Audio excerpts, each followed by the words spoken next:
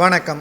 அனைத்திந்திய அண்ணா திராவிட முன்னேற்றக் கழகத்தின் அடுத்த கட்ட நடவடிக்கை செங்கோட்டையன் அவர்கள் தலைமை ஏற்க வேண்டும் என்று மாவட்ட செயலாளர்கள் செங்கோட்டையன் வீட்டிற்கு இன்று அதிகாலை சென்றுள்ளார்கள்.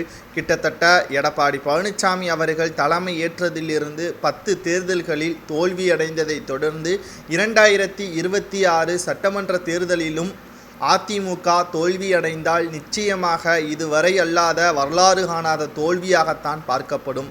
40 தொகுதிகளில் தோல்வியடைந்ததை விட சட்டமன்ற தேர்தல் என்பது மிக முக்கியமான தேர்தல்.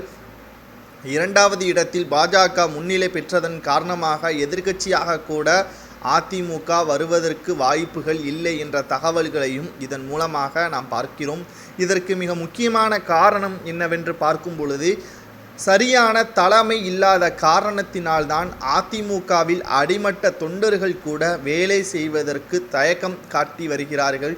எடப்பாடி பழனிசாமி அவர்கள் தலைமை ஏற்று கிட்டத்தட்ட பல்வேறு தோல்விகளை தழுவியதற்கு மிக முக்கியமான காரணம் அதிமுகவின் மாவட்ட செயலாளர்கள், முன்னாள் அமைச்சர்கள், மூத்த நிர்வாகிகளிடம் மட்டும்தான் பேசுகிறாரே தவிர கடைக்கோடி தொண்டனிடம் எந்த ஒரு உறவும் வைத்து கொள்ளவில்லை.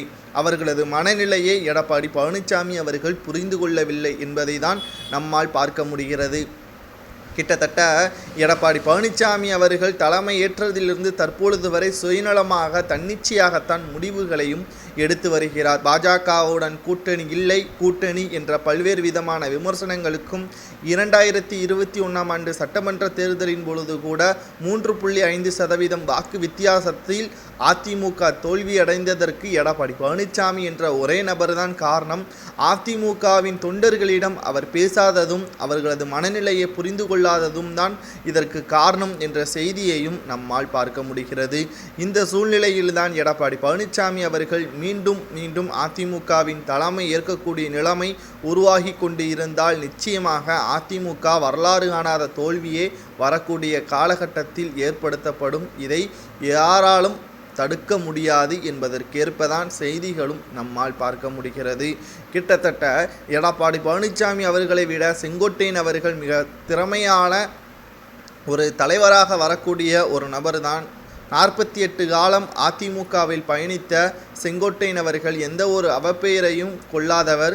அனைத்து இந்திய அண்ணா திராவிட முன்னேற்ற கழகத்தின் கடைக்கோடி தொண்டர்கள் முதல் மூத்த நிர்வாகிகள் வரை நட்புறவாக பழகக்கூடியவர்கள். அவர்களது மனநிலை என்னவென்று புரிந்து கொண்டு நடக்கக்கூடியவர்.